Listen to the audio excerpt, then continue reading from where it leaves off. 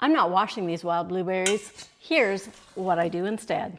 Hi, I'm Getty from GettyStewart.com. I just picked these wild blueberries. Now that we have them in the kitchen, let's talk about how to store, clean, and freeze them to use all year long. Ideally, you want to use or freeze these beauties right away.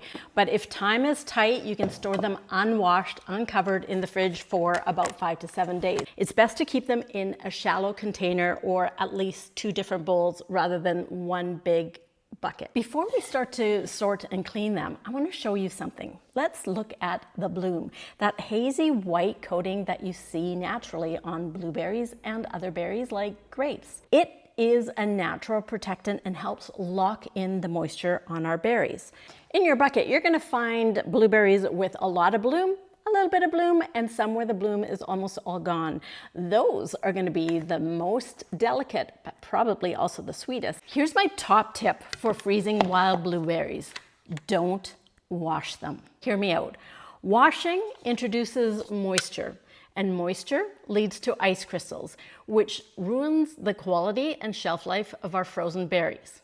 Honestly, unless I see a lot of dirt or debris on my berries that doesn't come off during sorting, I don't wash my wild berries. If you do want to rinse your blueberries, just make sure they're completely dry before they go on the tray and in the freezer to prevent those ice crystals. And wash them just like I do for my store-bought berries, like this. Now let's sort and clean these berries. The amount of debris you're dealing with really depends on how you pick them. These ones were hand-picked, way cleaner than these ones, which were picked with a blueberry rake. That's actually why I prefer hand picking. It may take me a little longer in the field, but it's way easier to clean them. When I do these, I just kind of go through and I pick out the underripe berries and whatever leaves are left in here. If there's just a little bit, picking out a few leaves here and there is not a big deal. If you're dealing with this, then you need a system. It requires a bunch of holy things. I'm going to start with my biggest holes and take this and pour on. There's a certain size of blueberries that fall through.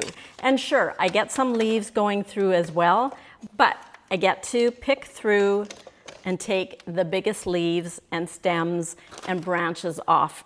Time to move on to the next size. Now, notice I use the parchment paper because it allows me to easily fold up and take up the berries. Now all the little stuff really comes through and I separate the tiny shriveled up, the blossoms that didn't make it, and whatever other small debris comes through. If you don't want to do this, don't use the rake. If you have other methods that work for you, let me know. All clean, it's time to freeze. I'm parchment paper challenge. Oi, Chihuahua. Put a thin layer of berries on your sheet. There we go. These go in the freezer for 2 to 3 hours so that each berry freezes individually and I won't have one big lump. And here's a batch already frozen, free-flowing frozen berries. Now I want to put them in a freezer bag. Yay!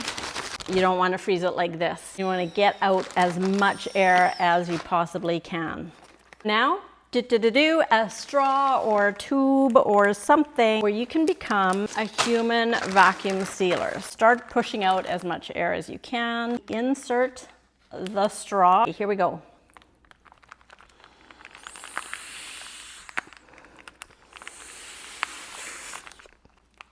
And voila.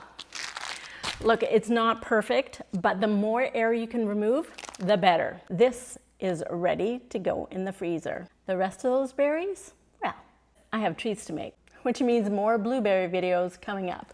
And if you haven't watched part 1 where I picked these berries and how to find a wild blueberry patch, go on over and check this out. Happy blueberry season.